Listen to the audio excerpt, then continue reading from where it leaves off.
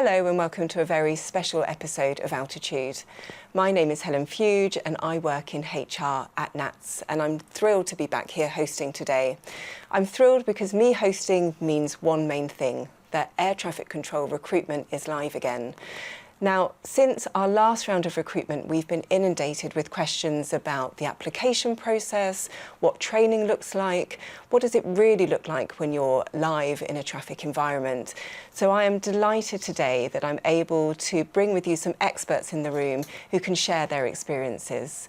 I have Harriet with me, who is a current trainee, Rachel, who's a current instructor, and also Anne-Marie, who's an experienced controller working in Gatwick. So if you could please just tell us all a little bit about what made you apply to be in air traffic control.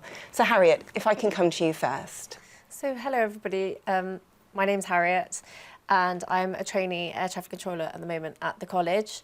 I'm very fortunate enough, I previously worked in aviation for an airline, British Airways. I was previously a manager within the airline, and I was very fortunate enough to be able to sit in the cockpit and listen to air traffic controllers' transmissions. So in that respect, I kind of knew that the job role existed and took an interest in the role. So I think I registered my interest a few years ago actually, and I actually received the email last year saying that you'd reopened recruitment and applied from there. Fantastic, thank you. So Harriet, don't worry, we'll be coming back to you with plenty more questions. Rachel, how about yourself? Both my parents were controllers. I had a previous career being an engineering geologist. The money was rubbish and I'd worked really hard, and I thought, no, I think I'm going to pursue a career in air traffic control. I saw the lifestyle my mum and dad had and the fun they had, and I thought, I fancy a bit of that. Fantastic. So Harriet, you're a current trainee. Rachel, you're currently working as an instructor? Yes. Incredible. And Anne-Marie, you're currently working live at Gatwick, one of our busiest airports. Again, talk us through what made you even consider the career of air traffic control. Something I kind of fell into, to be honest. After I left university, I had a few jobs temping here and there, nothing that really kind of grabbed me. I saw an advert in our local newspaper for, at the time, ACPOs, that work in the simulators. So I joined NATS originally in 1999, working in simulators, and after a while I thought I'd rather be at the other end of the radio, actually doing the job. So I applied from there, was successful. Started my training in 2003, posted to my first unit in 2005, and I've worked at Birmingham Airport and then most recently at Gatwick. And for those that are watching today, can you just go into a little bit more detail for me on ACPO in terms of what that role is? Yes, so it's an aircraft control position operator, and essentially as part of the training package for air traffic controllers, you have to have someone pretending to be a pilot, so also called pseudo-pilots. So they're at the other end of the radio and simulating what is going on in the cockpit for the trainees to practice their skills, for radar vectoring, and for just practicing RT as well. Obviously much safer than a live environment using real pilots. It's quite an interesting, varied job, doing lots of different runs. You do shift work the same way as you would do as a controller, and it was a good intro into NATS as a company for me. And can I ask, with the ACPO role, because obviously we're talking predominantly about careers in air traffic control as a controller today, but I'm guessing for how you're describing that, that would be a really good alternative career for those that perhaps aren't successful as controllers? Absolutely. I mean, if anyone has got an interest in aviation, I think it's a good way to start within the company just to sort of get a feel for what it's about. Certainly when I left university, NATS was not really a company I knew much about. It was only because it was a local firm to where I lived at the time in Hampshire that it sort of came up on my radar as such. So I think ACPO role is a really interesting, varied role, and I knew a lot of people who moved on from that either into air traffic control or onto the engineering side, so it was quite a good sort of start in the company. A good route in. Yeah, absolutely. Yeah, really interesting role. I really enjoyed my time. Thank you. So, to the reality, what we're really keen to hear about today is what is it actually like? So Harriet, coming to you first, a new trainee, obviously you've got that experience now in terms of joining the college. Reality, what does that feel like for you? Is it what you expected? It is what I expected. I'm kind of living in my reality at the moment, but the training is a lot of hard work and it is a long time to train, so you need a certain amount of dedication and you have to work together as a team. So there's two parts of the training. First of all, you start off with the basic training, so everyone starts off with basic. Initially, when we were at the college, you start with your lessons, a lot of the theory-based classroom knowledge, and you study 6 subjects. You sit a number of written exams, and after you've done your theory-based lessons, our instructors follow up with tutorials. So we sit and we test our knowledge, we work together as a team, and then you move on to the more practical element of the training. So we sit in simulators, as Anne-Marie said, with the pseudo pilots on the other end, and there we can put our practical skills into place. And from what you understood and what you're doing now, what's the most enjoyable part and what do you think is the most challenging so far? I think the most enjoyable part is working with my colleagues. I think if I didn't have my colleagues and a wonderful team that I'm working with, it would be a lot harder.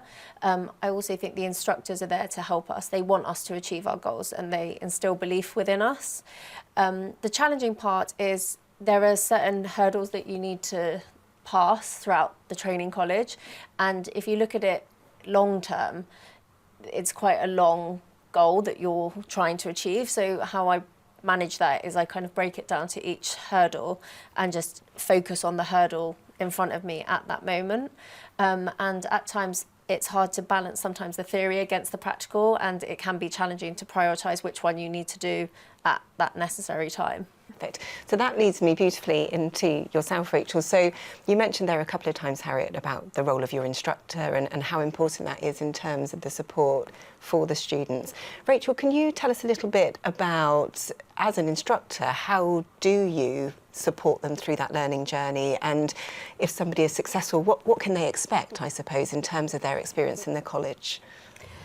So we help a lot, we do classroom sessions, but also we help on the simulators as well. So we give a pre-brief and then we watch them do the exercise in the simulator. And we help guide them through different ways to do things and working out priorities of tasks and team working as well, making sure you're working together and communicating really closely, which is very important these days. And the big thing is feedback at the end, you know, making sure that you understand where you went wrong, what you're doing well, and just trying to keep a positive frame of mind on it all the time. It can be quite challenging because you have got to have a lot of resilience, because it can be frustrating when a run doesn't go the way that you want it to. But the instructors are there to make you better, and you're there to, and they, whilst it is, you know, we take a lot of accountability for what we're trying to learn, a skill we're trying to hone. The instructors do recognise that it is a learning environment as well, and there will be mistakes. And that's the big thing, mistakes. Yeah. You learn by your mistakes, you don't learn by getting it right all the time. And I think people are scared to make mistakes, but then you realise you won't make that mistake again, and it really imprints it in your brain. So then you learn the best way. I think that's something the company carries forward into the live operation anyway, that we have lessons learned that we get from other units. So it's not a case of pointing fingers of somebody doing wrong. It's, this is a situation that could happen to you at your own unit or in your own bit of airspace. And that's a really valuable thing that the company does. I could imagine for all of you when you were going through, and especially for yourself at the moment, Harriet, being live in it, that fear of potentially making a mistake or there being some challenges. How did you deal with that through your training in terms of potentially feeling that you maybe had imposter syndrome or that you weren't quite good enough? Were there ever feelings of that nature? Were there ever days where you're like, oh, this isn't quite going as I'd like it to?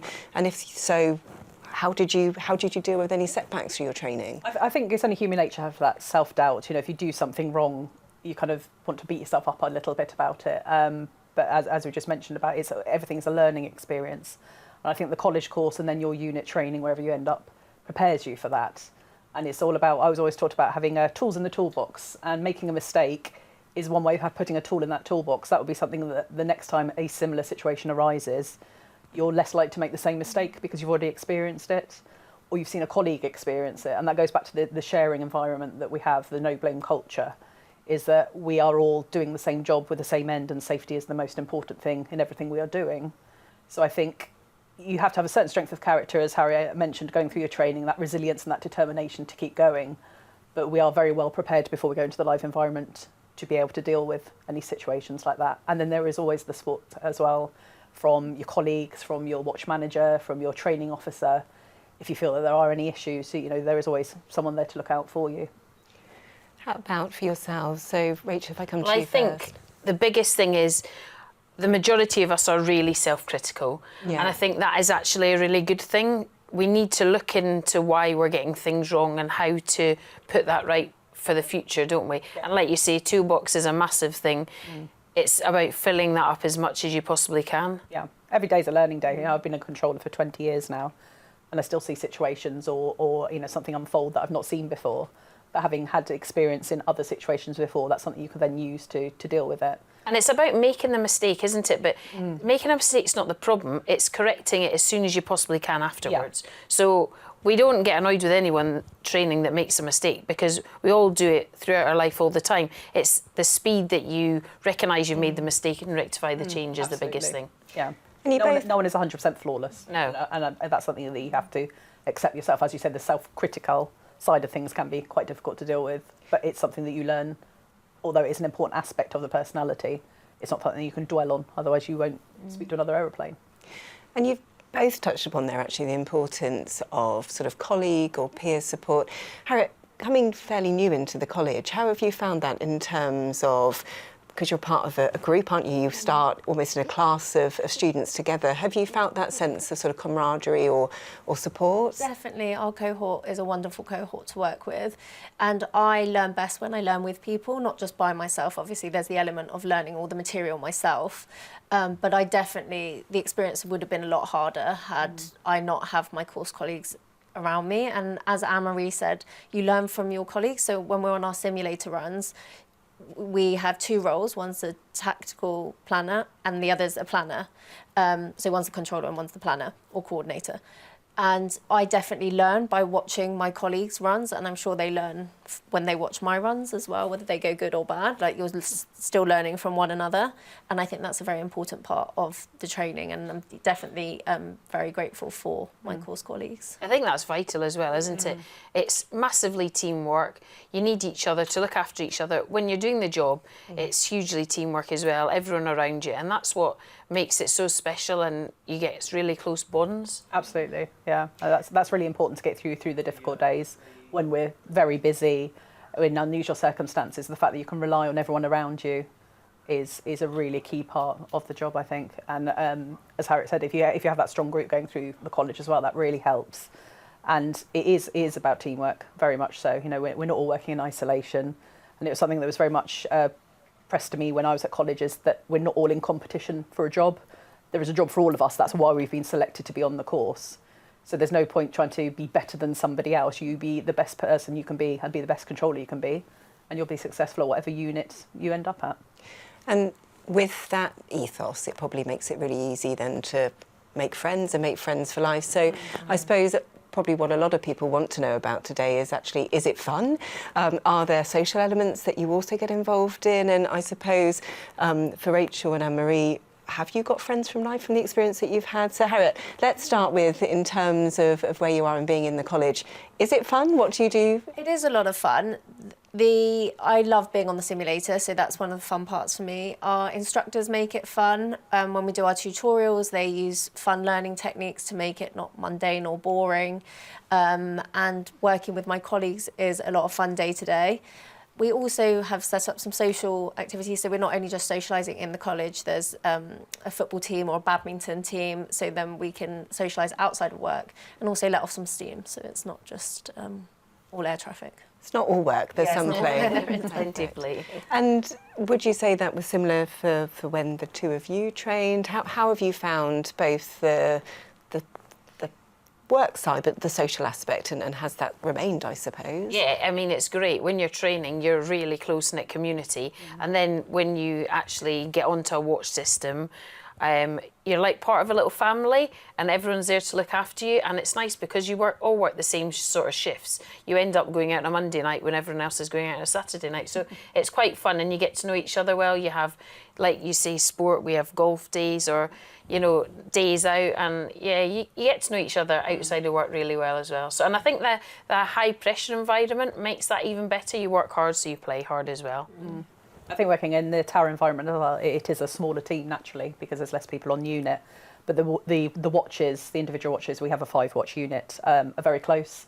So it's quite common for them to do, you know, pub trips on the days off, or even overseas trips. I go away for a couple of nights, and it's a good social bond. And that is part of working together as a team. I think you know someone inside work and outside work, and you're close to them on a professional level and on a personal level as well, because you just have that bond. And you have people working together for years and years, and that bond never goes away. And it's the same with people at other units as well. You stay in contact with your friends from your course. They may be the other end of the country at a different unit, but you will still make that effort to see them, or just stay in contact with them. That's a really key part. I think the big thing as well is you see each other in all states as well. Yeah. First thing in the morning, late at the end of an afternoon shift when you're tired, on a night shift, like we're not looking our best, no. And we might have had a hard night. So you're seeing each other when you're really vulnerable, which is actually really nice, and you keep a really close eye on each other. It's very important to look after each other, and I think we're very good at that. I'd say the same through training as well. Definitely you see each other at a vulnerable state, and it's important that you look after one another. Definitely. Now, you've touched a couple of times, Anne-Marie, you touched at the beginning, sort of talking about the ACPO roles, in which you talked then in terms of shift work. What are the benefits of shift work? Because I'm sure for some people that are curious about the role, that may be something they're not too sure of in terms of doing shifts. So can you talk us a little bit through what day-to-day life looks like, obviously working a shift pattern? Yeah, for the unit I'm at, the traditional shift pattern is 6 and 4, which is generally 2 mornings, 2 afternoons, 2 nights, 4 off. So with the leave allowance, it works out essentially you only work 6 months of the year. You work 180 days a year, give or take. Well, that's got to be a bonus, right? So that's always a bonus, isn't it? It can be quite regimented in that you are set to your shift pattern, which means that sometimes there's a little bit of lack of flexibility if you've got a short-term thing that comes up. Someone says, "Oh, do you want to go out to dinner on Friday?" You're working. You might not be able to change the shift, certainly at airport level because of the staffing. We're a smaller group. But in the same sense, it does give you a bit of predictability in that you're going to have that repeated 10-day pattern forever, essentially, on the watch that you are on. So it's nice to have time off during the week. It's nice to have weekends off. A block of 4 days at a time is quite good as well. Going from Monday to Friday to a shift time, you suddenly realise how much time you get back. A weekend, if I work a late shift on a Friday and then I was back in on the Monday on a morning, that would be a very short weekend. Whereas if I'm on shift, a 4-day block is actually quite a nice relief away, which means booking leave as well. You get 2 weeks off at a time, which is lovely as well. You generally find you have more time off than your friends that are doing Monday to Friday, which is a lovely thing. It's a very good perk, yes. Isn't it? And definitely a sales point for it. One thing that I'm really curious about is at what point in your trainee journey you found out where you were going to be based, because obviously there's different channels that you can go through. Obviously for yourself, Anne-Marie, you've ended up in Tower, but through the training process, at what point did you find out really the area that you would specialise in, and at what point did you know which airport you were going to be based at? It was fairly early on in training because the company, when they fill the courses, already have a view towards where the need lies within the different units. When I went through, there was a lot of people that were taken into the area environment because at the time the unit was moved from West Drayton down to Swanwick. So there's a lot of places that were needing to be filled at a certain point over the couple of years. So a lot of people went area. So as far as I'm aware, Harriet would be able to talk more about what it's like at the moment, but certainly when I went through, it was fairly early on, you knew where you were going. And are you able, for those that have joined us today, just to explain a little bit more about area? Sure, yes. So everyone knows about airports because everyone's been to an airport to go on holiday. The area centres, they deal with the airspace that sits basically over the top of the UK. So they would traffic's fed out from the airports up into, in my case, the London area, which is actually called terminal control, and then the next layer above that is area control. So it's a big network of airways in the sky that keeps aircraft moving across our airspace. Maybe it's traffic that's not even landing in the UK. There could be transatlantic going from the States across to Germany, or it could be things that are staying internal to the UK, going, for instance, from Gatwick to Edinburgh. But it's just a big area centre above us that is split into different sectors, they're called, which is different chunks of airspace that someone's responsible for. So I think you're going area, aren't you, Yeah. Harriet? So Currently, if you go to train in Gloucester at Global, they are destined for either aerodrome or approach. And if you come and train down in Swanwick, you're going to be destined for area or approach. But initially, everyone does basic, and then you'll split into your speciality after that. So a really important thing, again, and we've had some questions about this, is around actually, do you need to be fairly mobile to be a trainee? Because actually you may be based, like you said, down on the south coast, you may be based in Gloucester, and you could have to be posted after that time. How did you feel about that before you applied, Harriet? I wanted to do the job, so they make it very clear as well when you start it as a mobile grade.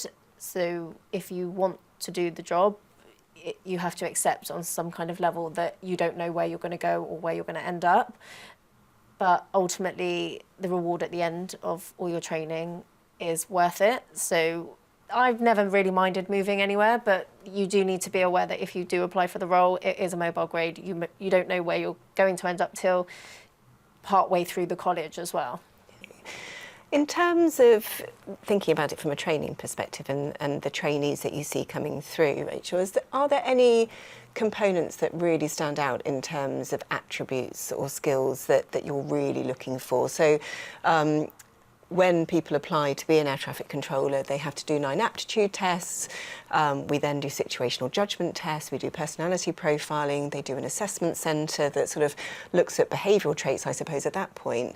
But obviously what we don't see in HR then is what then sometimes plays out in college in terms of any core skills or competencies that you're really, really looking to hone in on at the point that they're then doing their training. So what would you say are sort of the top few that you're looking out for? Yeah, we're definitely looking for teamwork, really good communication, because that's vital. Resilience is a massive one, because we all get knocks in life, but particularly during our training, there's a lot of knocks, and it's about how quickly you can get back up from it. We don't want you to go into a downward spiral, so we try and stay positive. So resilience is a big one. Tenacity, you've got to keep going, you've got to be very driven, you've got to really want it, but the goal is ultimately worth it, because it is the best job in the world. And it's about self-reflection. You've really got to look at what you're not doing well and how you can improve that. So I think if you can self-reflect, it's really good. But we help with that throughout the training, because we get people to open up. We find out what you're struggling with. And we're all there to support you, because we all want you to validate. We need people qualified, and we want you qualified. And the people that are in training love the job. So we want to give you as many things as we can to help you qualify. I think as well, one of the areas that is really interesting with applying to be an air traffic controller is because it's such a aptitude related sort of success rate. I think a lot of people are sometimes surprised that you only need 5 GCSEs to be able to apply to be an air traffic controller. But still something prevents sometimes people wanting to follow through with that application. What encouraged you to actually click the apply button, and what made you follow through, I suppose, at that point? For me, I thought I had nothing to lose. I met the criteria that was needed, so I just applied, perhaps thinking that perhaps I wasn't good enough, and I continued to get through the application process. And as these two ladies have said, it's one of the best careers in the world, and it's something that I want to experience. I'm very much looking forward to that day that I'm valid. So yeah, my advice would be to go for it.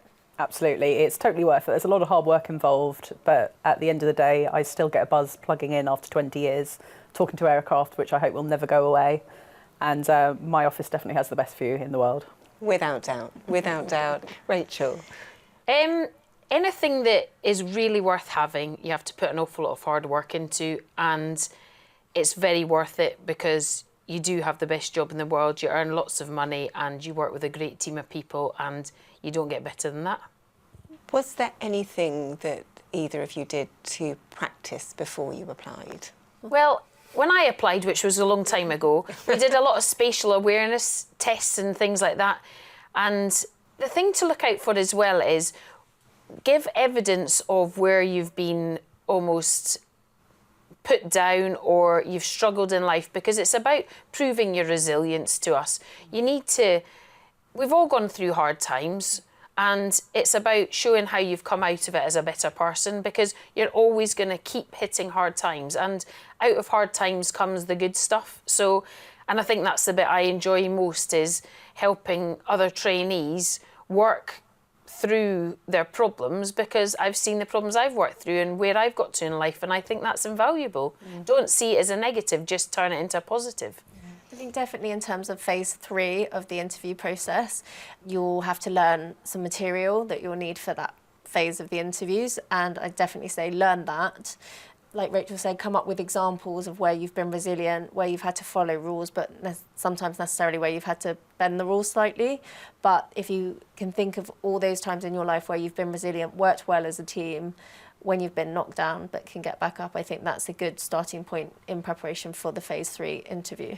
And just to clarify at phase 3, Harriet, so that's when you do an air traffic control knowledge test, isn't it? Yeah, it's the knowledge test. So you'll get sent a book on a 30-page booklet, well, I was sent, of aircraft knowledge that we had to learn, and you'll get tested on that at phase 3.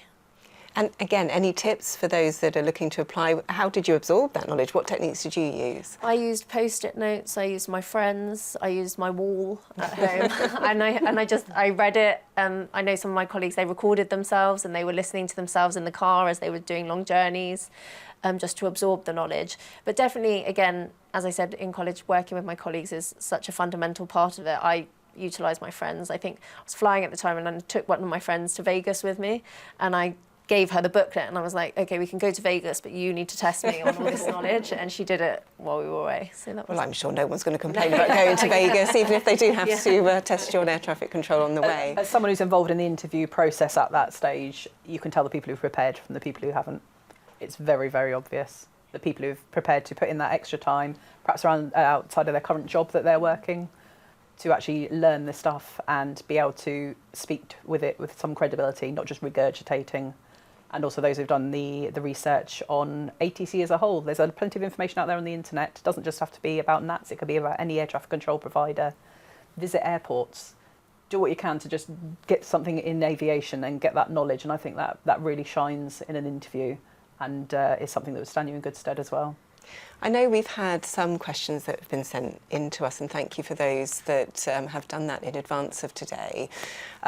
One of the questions actually was around eligibility and fees, so it's probably best from a HR perspective if I take that one. So actually there are no fees associated in terms of applying to be an air traffic controller. Actually, if you're successful, we pay you, so that's a benefit straight away.